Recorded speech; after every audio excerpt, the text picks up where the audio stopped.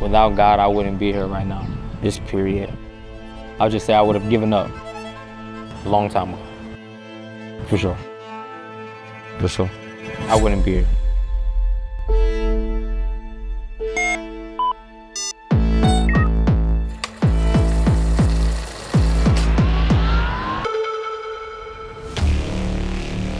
Ladies and gentlemen, a warrior weighing at 77 kilograms from America. Let's hear it for Cyrus Washington.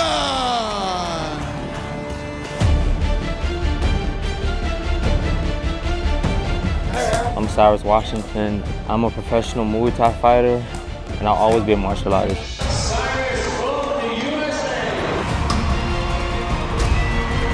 As a martial artist, I've been doing this for 38 years now. As a professional fighter, almost 20 years fighting professional.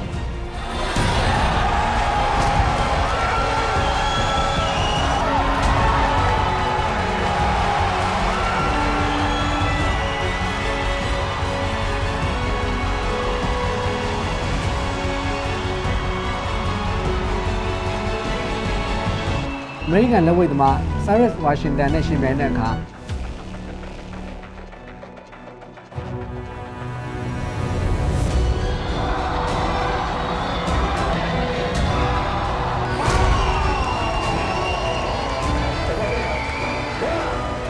I am the only man ever to be both Lethwei World Champion and Muay Thai World Champion. No one's ever done that before. He pulls out a gun, he's shooting. I ran as long as I could, then my leg just gave out. My leg just got bigger and bigger and bigger because it was internal bleeding. The doctor, he explained, maybe you'll walk again, maybe you won't walk again, we don't know.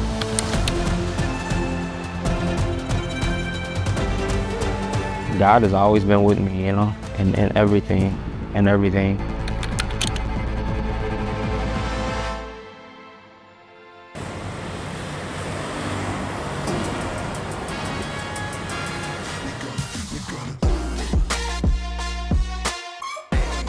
I have a big love and passion for martial arts. It's been a huge part of my journey.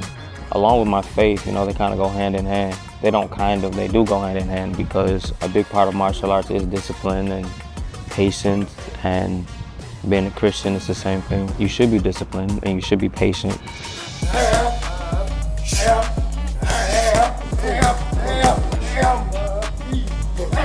Martial arts fighting is much more than just self-defense or war or fighting or sport. It's much more than that. It's very spiritual, you know?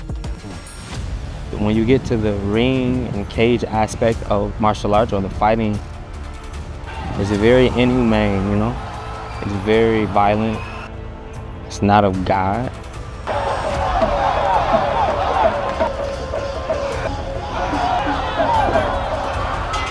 It can be, for sure, spiritual. It just depends on the person, how connected they are with their own spirit, you know? Having to persevere through things when you're hurt, like really hurt. Maybe your eye's so swollen you can't even see out of it. Maybe your hand's broken. I mean, you know, and being able to push through those things, you have to have some sort of spiritual connection to do that, because if you weren't, you'd be so connected to your body that you wouldn't realize that you are the spirit that is controlling the body. You know what I mean?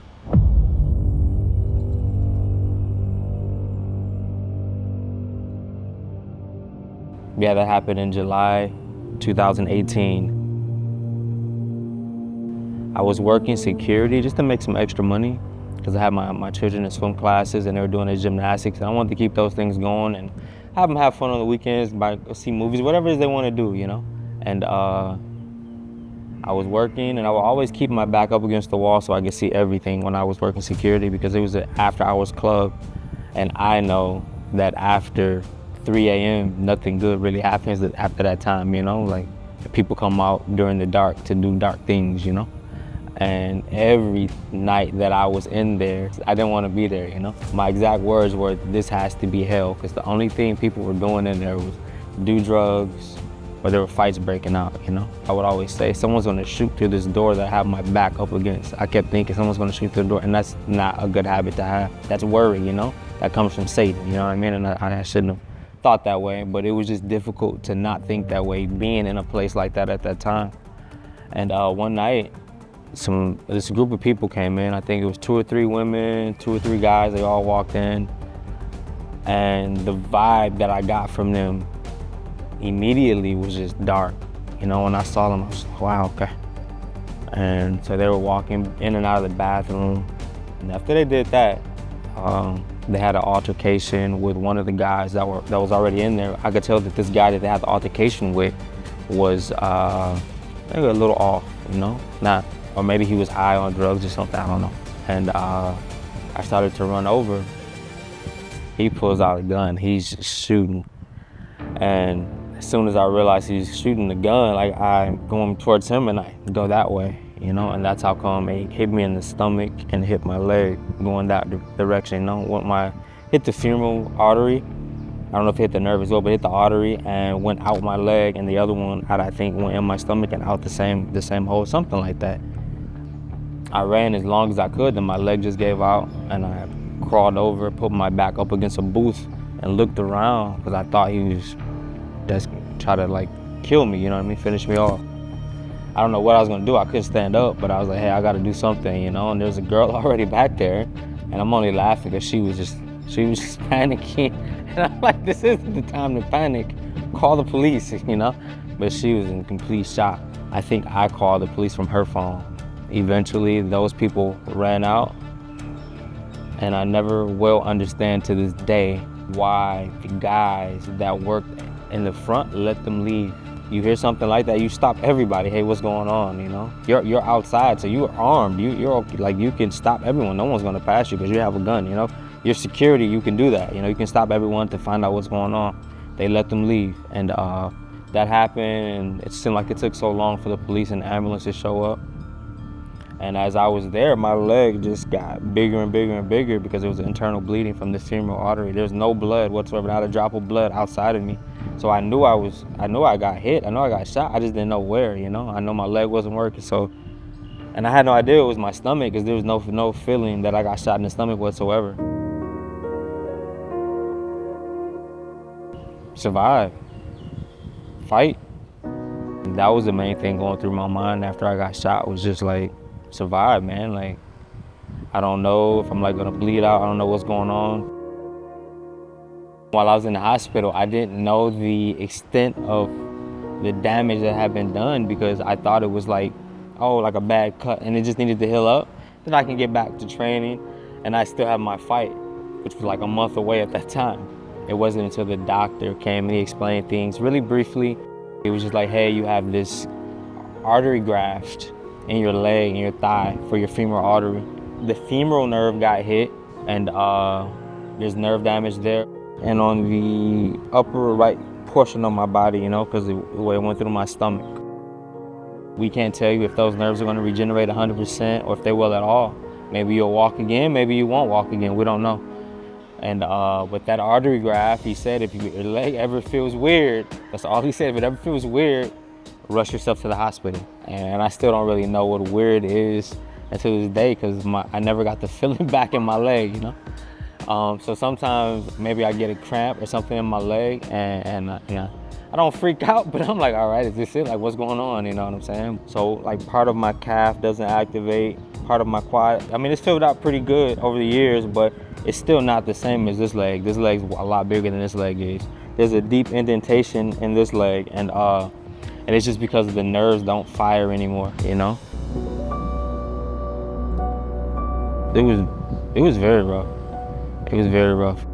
And at the time I was married, I had to dress my own wounds. So you dress your own wounds, you have to pack the stuff inside, like, and it's going far in because bullets went in, you know? And I couldn't really see to pack this, but I had to do it myself because I didn't have any help. Yeah, it was very dark. It was dark, except for my children. They kept me going because I started to homeschool them because I couldn't do anything. I was just stuck on the couch. You know, my leg didn't work for a while.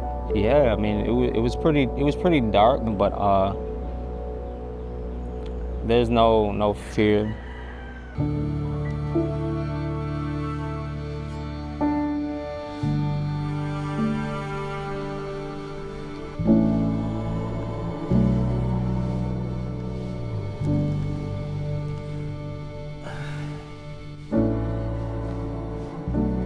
God has always been with me, you know, in everything, and everything.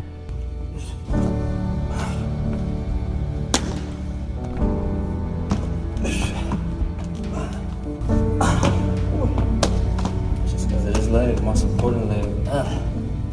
Even though I was down and sad that it happened, because I already knew God before everything that happened, I had that foundation to kind of lean on, to stand on, you know? I know the Lord, I know God, you know, I know Jesus. So when it happened, like, I was already on solid ground for the most part, regardless of who was standing by me at that time, or if I was just standing alone with the Lord in my heart, like, I was okay though.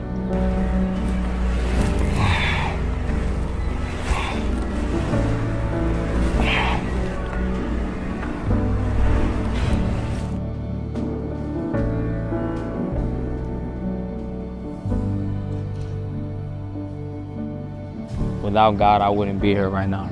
Just period. Like, I would have, you know, I'll just say I would have given up a long time ago. For sure.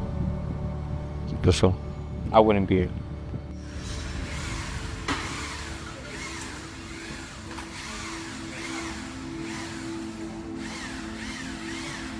There was times before that where, like, I was ready to give up.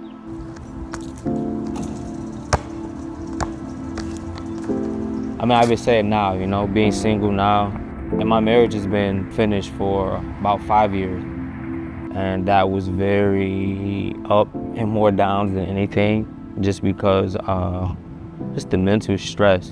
My stress levels were just, they skyrocketed, you know. I allowed it to affect me mentally, and it affected me physically in a very, very, very bad way.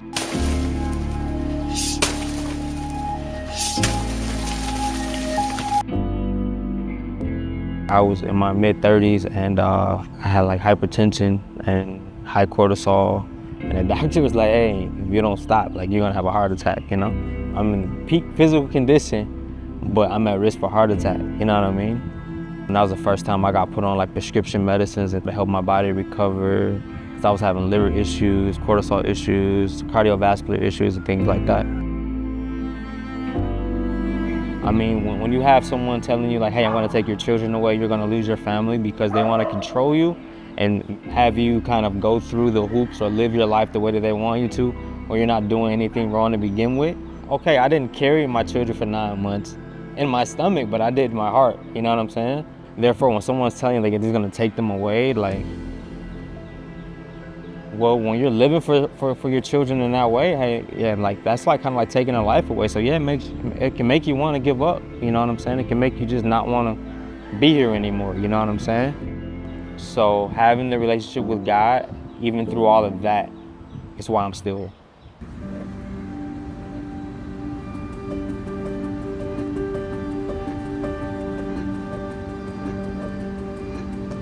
It wasn't until the shooting accident that I learned how strong I was capable of being.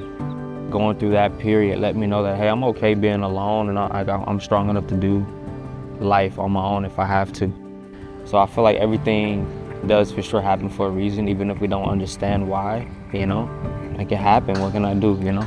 That's why I'm able to kind of laugh at it. I'm still here, and if I wasn't here, I know wherever I be, heaven, which I don't know what that's like, but I know I'd be okay, you know? Because I know in my heart I'm not an evil person, you know?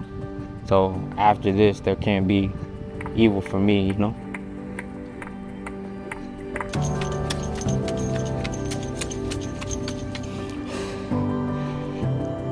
After a 2-hour leg workout. I honestly don't feel like I'm capable of hating anybody for anything, you know, for being shot, being stabbed and things like that. Like, I don't hate those people. Don't get me wrong, if I were in front of them, I'd probably beat them into the ground, you know, for doing something so stupid. But like, just living with that hate, to me, you kind of destroy yourself from the inside out, you know what I mean? From just holding on to something that way. And just looking at what Jesus had to endure, all the persecution, all the ridicule, all those things, is more than inspiring. You know how people would say, Jesus is the way, and Jesus is the way. Ever since I learned about God and my mother taught me about Jesus from the time I can remember, maybe around 6 or 7. And just listening to her read the Bible, I would imagine everything that she'd tell me as if it were really happening, from Noah and the ark to Moses and the burning bush, everything, you know what I mean? Like, I would imagine those things. So for me, God was just like, it was just huge, incredible. I've always just known God, the Lord, Jesus. Jesus is the way. Jesus is the way because Jesus is the best example on how we're supposed to live our everyday life, you know? Not that I'm great at it or perfect at it, but I completely agree with that for sure. Like, we have to be strong, be patient, be selfless, be the things that Jesus was, that Jesus is, you know? You can't be focused on how you feel in the midst of suffering. You have to focus on what it is you have to do, what it is you want to be, what it is you want to accomplish. And if I get a bad feeling about something, my mother told me, just say his name, just say Jesus, you know? And just keep saying it, you know?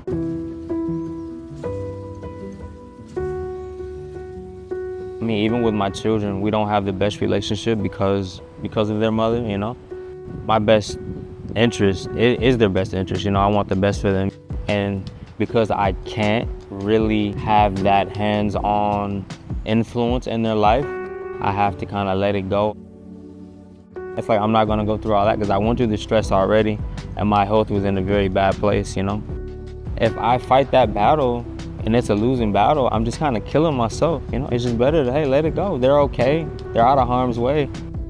And things will work themselves out. Like, the Lord's will is gonna be done no matter what it is I do, no matter what it is I want. And I pray with conviction that it is the Lord's will, you know? And I feel that whatever it is we choose to do, as long as it's not completely selfish and it's service to others, as well as it's not hurting anybody, I would like to think it has to be in somewhat the Lord's will, you know what I'm saying?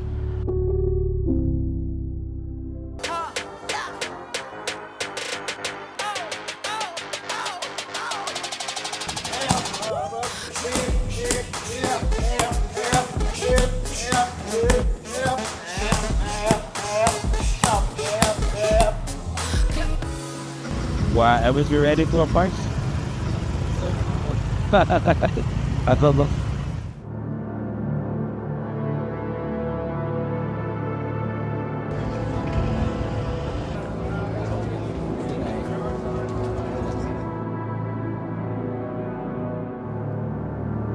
There are Bible verses that I use to remind myself of who I am, or what I've gone through and the things that I've experienced that have kind of built up my spiritual strength.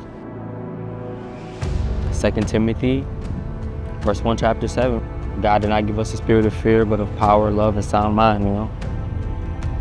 I mean, I didn't have the greatest upbringing, but it wasn't a horrible upbringing either, you know? It was tough, though. And a lot of who I am today has been contributed from what I've experienced and endured growing up.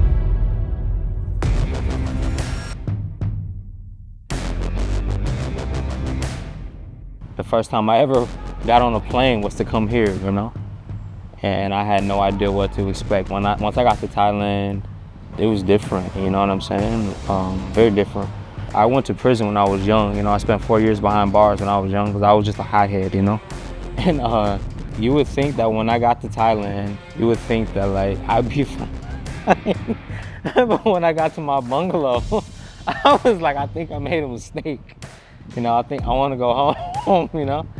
And the next day I was good, but yeah, that first night was rough. There were geckos. I didn't know what geckos were, you know? Like, I lived in the north, up in the States, so we don't have, like, stuff like that. You know, we have squirrels and cats and dogs, deer, you know? But there were geckos all on the walls and stuff, and the bungalow had openings where wildlife could get in easy, you know what I'm saying? And yeah, it was rough that first night.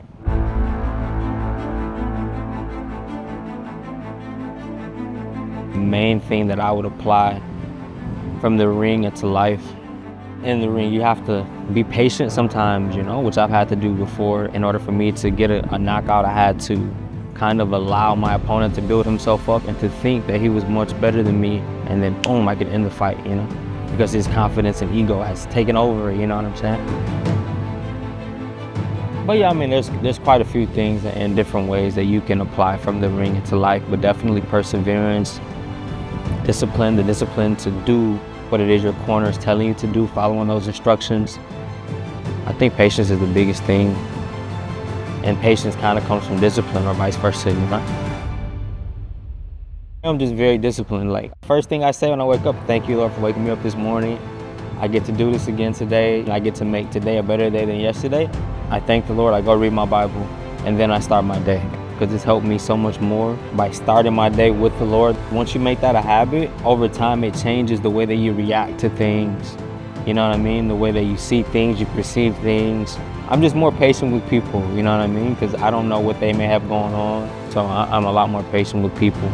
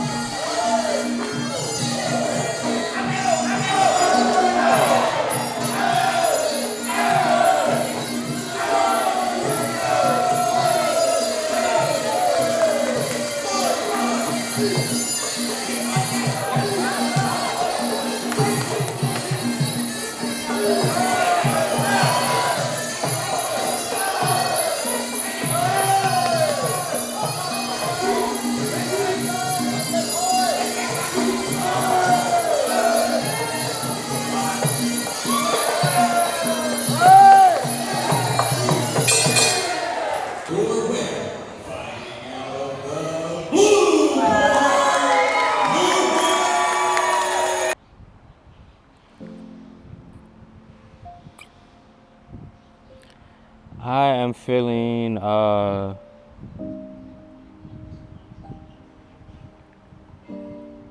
mean, I feel sad, of course. I feel sad because part of me don't want to stop competing, but I know, like, that's it. Both of my legs are just not the same. My nervous system doesn't fire the way it used to fire. So when I'm competing, I don't spring the way that I used to, and if I do spring, it's more of a off-balance lunge because I don't have the balance that I used to have. So I don't do it as much because I'm concerned that I might spring, it won't be as quick as it should be, and I'll run into something or I fall into something, you know, because I don't have the balance or agility like I used to have. To give you an example, I think I jumped in the fight and I threw an elbow. When I jumped, it didn't feel like I left the ground. It felt like the ground left from under me because my legs are just they're not the same, you know? So when I landed, I was kind of like, thank God I didn't fall, you know? And for me to lose to that level opponent like that, like 7, 8 years ago, like I would have finished him in round 2, you know? It'd have been over. When I looked at some of the videos that I saw, I was like, man, I look like an old man. You know, like I'm moving like way slower, not explosive, not strong. It's just time to give this body a break. It's like, hey, I'm done. You know what I'm saying? I'm done. So. And I don't want it to be, you know what I mean? I don't at all. You know? This is all I've done my whole life. This, you know? I would rather just come back here and do it again for another 8 years, you know? But I just can't do it the way I used to do it, and I don't want to fight lower level competition. If I lost to that guy, I'm just not doing it. You know what I'm saying? I'm not gonna sell myself short after all the things that I've accomplished. You see me when I walk, I limp. I don't even, I can't walk no more, you know? I force myself to walk that good. You know what I'm saying? It's been a lot of effort to keep secret all the things that I know that my body deals with, you know what I'm saying? I can't will myself through this, you know? I'm big on willpower, I can't do it anymore. So it's like, man, you just gotta like, being man enough to say, I can't do it anymore.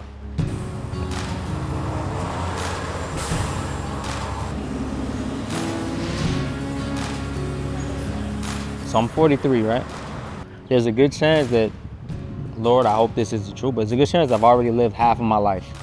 I'm not gonna spend more time doing something that I can't do at the best of my ability anymore. It doesn't make sense to me. It's just time to focus on other things. Do something else, do something peaceful, you know? There's no anger, there's no regret, no resentment or anything like that. It's just kind of allowing nature to take its course, you know? And the way things unfold has to be the Lord's will, you know what I'm saying? So therefore, I do my best to use my intuition to know when the Lord is speaking to me and telling me what it is I should and shouldn't do. And I just go from there.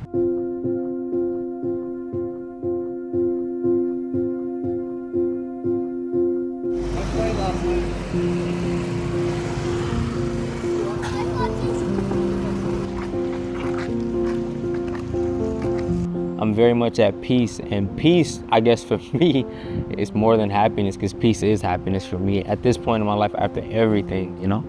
It's almost like working for it, almost, you know? It's like you suffer for it. Because of suffering, whether you're doing hard workout or training, focused on achieving some academic goal or getting some degree or certificate, and you're spending hours and hours and hours doing that, or you're trying to better yourself as a person, and you're doing that by just sacrificing certain social events and not going to those and things like that because you want a better relationship with God, whatever it is you're doing, when you're really like diligently going after those things, like you suffer, you know? Like fasting, you know, that's a suffering for sure, you know? And you benefit from it. You learn discipline, you learn patience, you learn those things. Like you do need to suffer some in your life to not just feel like you've earned something, but you earn it and you appreciate it way more when you suffer for it.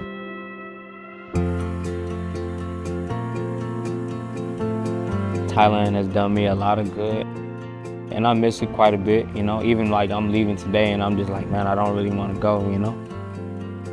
Or the only reason I ever came here in the beginning was because of Muay Thai, you know? And it's just a lot of history here for me, you know? And just everything that I've experienced here. So I don't know when I'll be back, you know? I do want to come back, but I don't know when I'll be back. So at some point, I need to get back here and just come say hi, spend some time, and have some conversation, chill, you know? When you know God, then you know everything's gonna be all right no matter what happens, because it's all the Lord's will, you know what I'm saying? We still have the free will to take care of ourselves and do the best that we can do for ourselves, whether that be to look into research to make ourselves healthier or whatever it is. Like we all have that, the capabilities to do that, you know what I'm saying? And if we truly do our best at doing those things and for whatever reason we still pass away, and then I guess it was the Lord's will, right? So like what more is there to think about that, you know? Just, it is what it is. Hey, you did your best. That's it, you know? That's it.